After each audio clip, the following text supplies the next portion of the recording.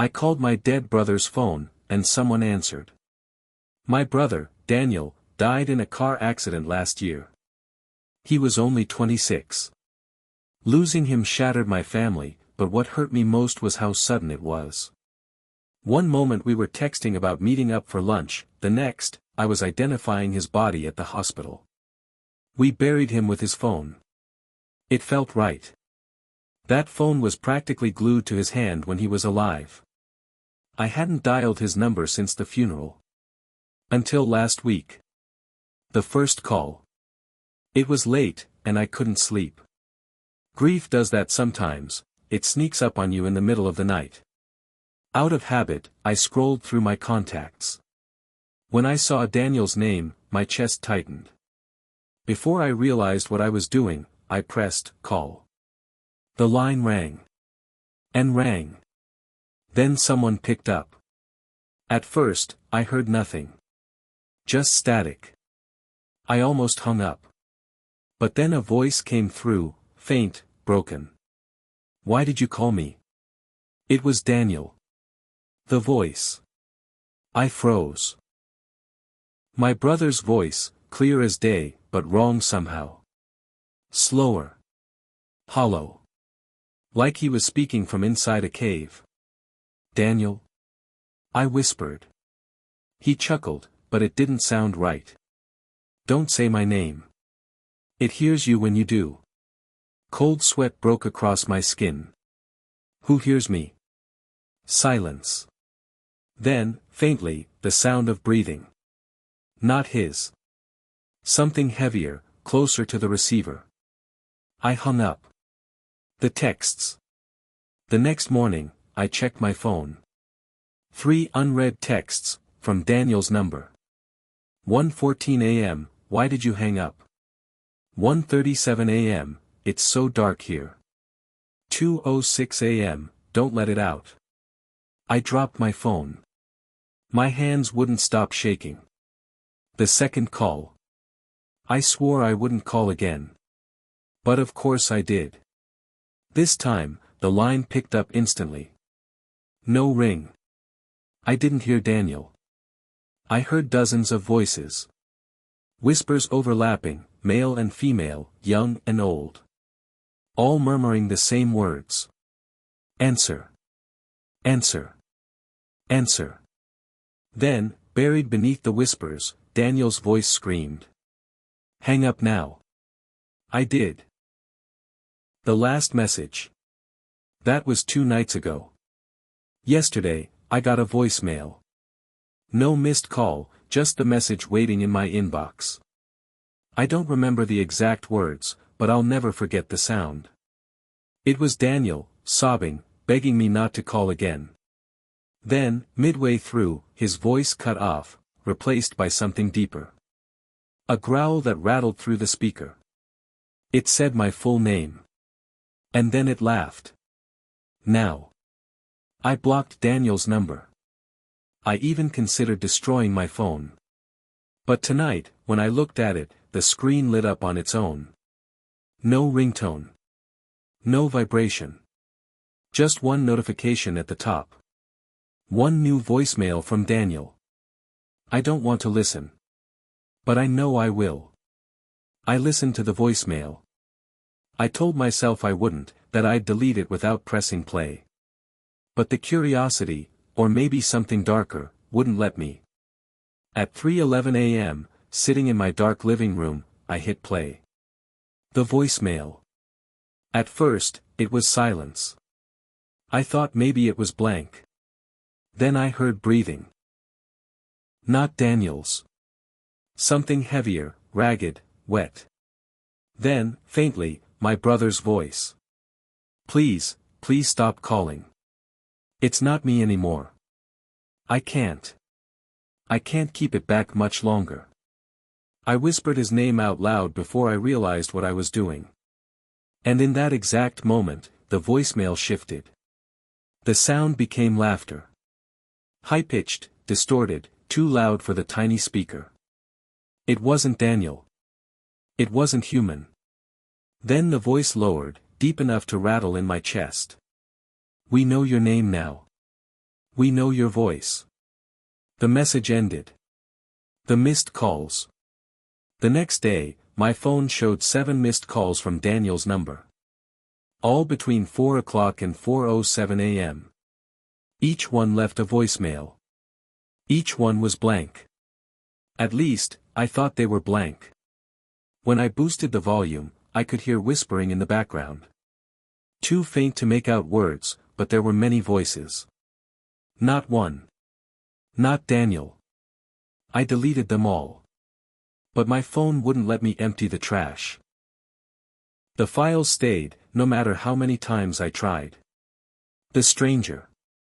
That afternoon, I was walking home from work when a man stopped me. He looked about 60, dressed in a ragged coat, eyes bloodshot like he hadn't slept in weeks.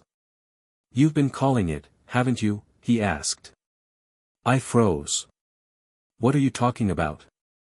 "The number. The one that belongs to the dead. You heard it answer, didn't you?" My blood ran cold. "How do you know?" He leaned closer, breath sour with alcohol. "Because I called my wife's number after she died. And I've been paying the price ever since." Before I could ask more, he shoved something into my hand, a small notebook, leather-bound, pages yellow with age. Then he turned and walked away without another word. The notebook. Inside were dozens of names, numbers, and notes. Some pages were torn, others smeared with water stains. But I could still read the entries. Mom's voice. Told me not to open the door. Heard my daughter singing lullabies backwards. It asked for blood. Don't ever say your name out loud while you're on the line. On the last page, written in shaky, desperate letters. The phone is not them. It never was. It uses their voices. It learns. The more you answer, the closer it gets. The second call. That night, the phone rang again. Daniel's number. I stared at the screen until the call went to voicemail. A few minutes later, my phone buzzed with a new message. Against every instinct, I pressed play. It was Daniel again. His real voice, I swear. "I don't have much time. It's using me. It's learning your face, your voice, your memories. You have to destroy the phone before it's too late." Static crackled. Then another voice overlapped his, deeper and crueler. "Don't listen. He's jealous. He doesn't want you here with me." The line went dead. The dream. That night, I dreamed of Daniel. He was standing in my bedroom, pale and thin, phone pressed to his ear. His lips moved, but the words came from my nightstand where my own phone lay. "You called me here," both voices said at once. When I woke, the phone was lit up. A new notification blinked. One new contact added, my name. It had saved my own number under Daniel's contact list. Now. It hasn't stopped calling. Every night, between 3 and 4 a.m., my dead brother's number lights up my phone. The notebook said to destroy it. But part of me still wants to answer. What if it really is him, trapped somewhere? What if I can save him? But the other part of me knows the truth. The thing on the other end doesn't want saving. It wants me. And sooner or later. I think I'll answer. I didn't destroy the phone. I should have, but I didn't. Every night since the last message, Daniel's number keeps calling. Always between 3 o'clock and 4 a.m. The first few times I ignored it, but lately, even when I silence the phone, the call still comes through. The screen lights up, glowing in the dark, almost expectant. Like it knows I'm watching. The wrong voices. Last night, I let one of the calls go to voicemail again. When I listened, it wasn't Daniel this time. It was my mother. She's alive. She's fine. I saw her just 2 days ago. But the voice in the message was hers, crying, begging. "Why won't you pick up? Why are you leaving me here? Please, answer me. I nearly dropped the phone. My mother has never sounded like that. Then, near the end of the message, the voice shifted. The crying turned into laughter. Deep, distorted, almost metallic. And then Daniel's voice returned. It's learning. Stop listening. The notebook again. I went back to the notebook the old man gave me. I noticed something I hadn't before, numbers written in the margins. Not phone numbers, dates. Every date matched a local obituary. And every obituary mentioned the same thing: sudden, unexplained deaths in their sleep. Heart failure. Stroke. Aneurysm. Always within weeks of the person losing a loved one. Always after they admitted to calling them one last time. I think the number is some kind of parasite. It latches on through grief, through longing. The more you call, the more it knows you. The more it learns to mimic. Until eventually, it doesn't need to mimic anymore. The stranger again. I went back to the river where I first met the old man, hoping to find him again. I did. But he wasn't the same. He was sitting on the ground, rocking back and forth, clutching his phone to his chest. His lips were moving, whispering into the receiver. When I got closer, I heard what he was saying. Not a conversation. Just his name. Over and over. His own name. I tried to shake him out of it. He looked up at me, and I'll never forget his eyes, pupils blown wide, tears streaming, mouth stretched into a grin that wasn't human. It knows me now, he whispered. Then he pressed the phone to my ear before I could pull away. Static. Whispers. And then, Daniel's voice. Almost ready. I shoved the phone away and ran. When I looked back, the old man wasn't there anymore. Just the notebook, lying open on the ground, the last page smeared with fresh ink. You can't block it forever. Now. It's not just my phone anymore. Yesterday, my work phone, completely separate number, different carrier, lit up with an incoming call. No caller ID. Just the word. Daniel. I didn't answer. But the voicemail was waiting anyway. It wasn't his voice this time. It was mine. Stop running. You'll answer soon. Sleepless nights. I haven't slept properly in over a week. Every time I close my eyes, I hear the ringtone, faint, muffled, like it's coming from under my bed or inside the walls. Sometimes I wake up at 3:17 a.m. exactly, and my phone is already lit up, buzzing against the nightstand. I've stopped answering. But the voicemails keep piling up. The newest ones don't just mimic people I know anymore. They're voices I shouldn't be able to hear. My grandfather, who died when I was a kid, my old boss, who hung himself last year, even my childhood dog, barking through static. It's not random. The number knows me. It's digging through everything I've ever lost. And it's trying to use that grief to pull me deeper. Research. I needed answers. So I started researching, public records, old forums, even archived newspaper clippings. At first, I found almost nothing. Just vague urban legends, the phone number that calls the dead, the grief line, midnight operators. Most dismissed it as creepypasta or chainmail hoaxes. But then I stumbled onto something real. An old Usenet post from 1997. Someone claiming they'd received a call from a brother killed in Desert Storm. Same details, late night ringing, distorted voice, static.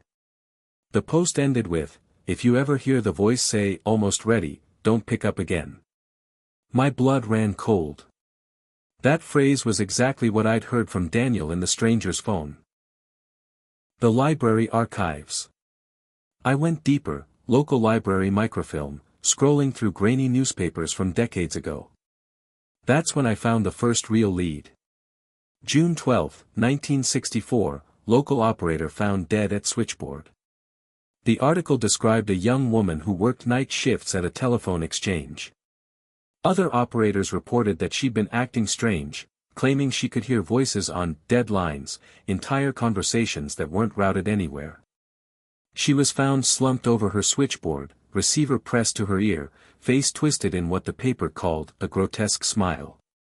The coroner listed her cause of death as sudden heart failure. Her last written log entry was scrawled, barely legible. The line is hungry. It's learning our names. The attic discovery. I couldn't stop there. That night, I searched my parents' attic. Don't ask me why, I just had this crawling instinct that maybe the number had been here longer than I thought. Buried in a box of my dad's old electronics, I found something strange, a rotary phone, heavy and dust-caked, with masking tape on the side. Written in faded marker. Do not connect, June 79. My dad isn't the type to label things. He would have just tossed it.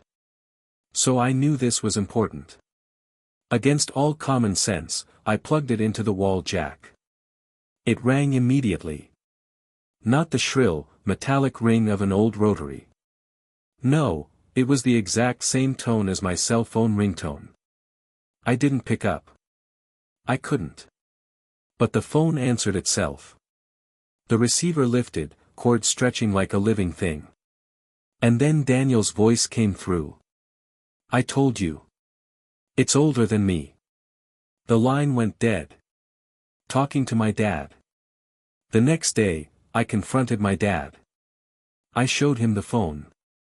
He went pale instantly, like I'd dug up something buried for good reason. He admitted that when he was in college, his roommate had the number.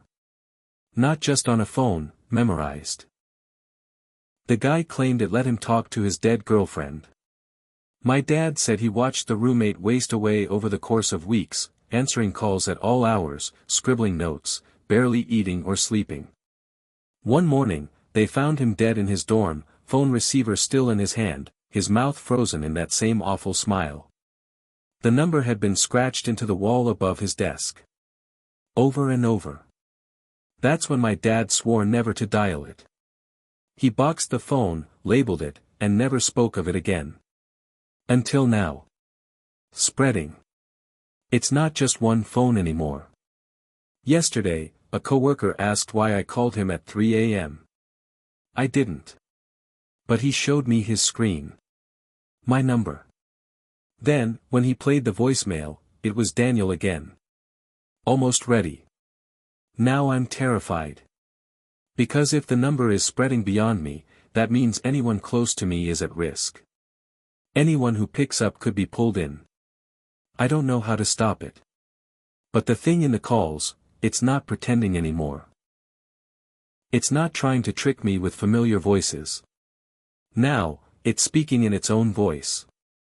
And it's getting louder. Static in the walls. I can't escape it anymore. The sound follows me even without a phone nearby. Last night, while brushing my teeth, the bathroom vent started hissing like a cheap speaker. A burst of static crackled, and then, my own voice whispered back at me from inside the wall.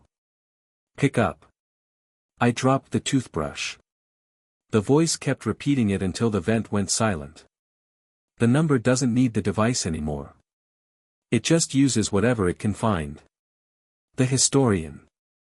I finally told someone outside my family. A university professor who specializes in communications history, Dr. Hargreaves. I'd found his name while searching old telecom journals. We met in his office, a clutter of radios, wires, dusty ledgers. I explained the calls, the voicemails, the rotary phone in my attic. He didn't laugh. He didn't even look surprised.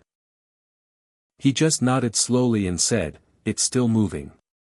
When I pressed him, he pulled out a file drawer and set down a stack of photocopied documents. Telegraph logs from the 1850s. One operator had scribbled notes about phantom clicks on unused lines. Messages spelling out names of recently deceased soldiers. Whole strings of dots and dashes that repeated one phrase. Almost ready. The radio. Dr. Hargreaves then showed me something worse. An old radio log from 1923, belonging to an amateur hem operator in Illinois. The man claimed that late at night, he'd hear voices bleeding through his frequency, familiar voices. His wife, who had died the year before. His mother. They begged him to answer. His journal ended with a final entry, the ink smeared and shaky. It's not radio.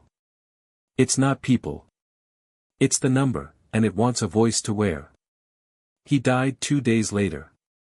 Cause of death listed as cardiac arrest. He was only 34. The survivors. I asked Hargreaves if anyone had ever escaped it. He hesitated, then admitted there were a few survivors, though not really intact. He connected me to one, a woman named Eleanor living in a care facility 2 towns over. When I met her, she was in her late 70s, skin paper-thin, eyes sharp despite the years. She told me that in the 1950s, when she was a teenager, she and her friends experimented with party lines, shared phone connections. One night, after her father's funeral, she dialed a number a friend whispered about, supposedly to say goodbye. She heard her father's voice. At first, it was loving. Familiar. Then it began to laugh. And the laugh didn't stop. She said she ripped the phone out of the wall. Her friends kept answering. One by one, they joined the line. None of them made it to 30. Her words shook me most. The number doesn't end you quick. It hollows you out. Until there's nothing left but the smile. The notebook revisited. I went back through the notebook from the stranger by the river. On one page, half erased under smudges, was a drawing, not of a phone, but of a circle filled with numbers. Not random numbers either, dates, times, coordinates. I compared a few to obituaries and missing persons reports. Every one matched. It wasn't just recording names. It was mapping. The broadcast. 2 nights ago, I couldn't resist anymore.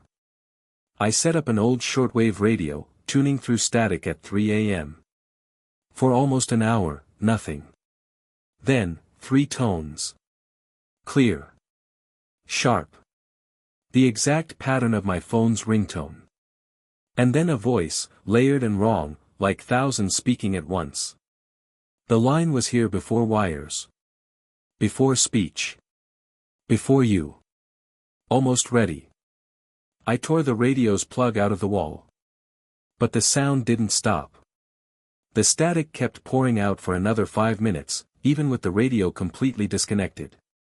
When it finally went silent, my cell phone lit up. Unknown number. Daniel's name. Now. I don't think this is about hearing the dead anymore. It never was. The number isn't a connection. It's a doorway. And every time someone answers, it opens a little wider. I'm starting to think that what's almost ready isn't me. It's them. It rang at 3:03 a.m. Daniel's number. Unknown number. All at once. I didn't answer. The voicemail came anyway. Almost ready. A chill ran down my spine. I looked at my phone one last time. The screen showed hundreds of missed calls, my own number, everyone I know, spreading outward. Then silence. I don't know if it's gone, or just waiting. But tonight, when the ringtone echoes from somewhere inside my walls, I won't pick up. Not ever.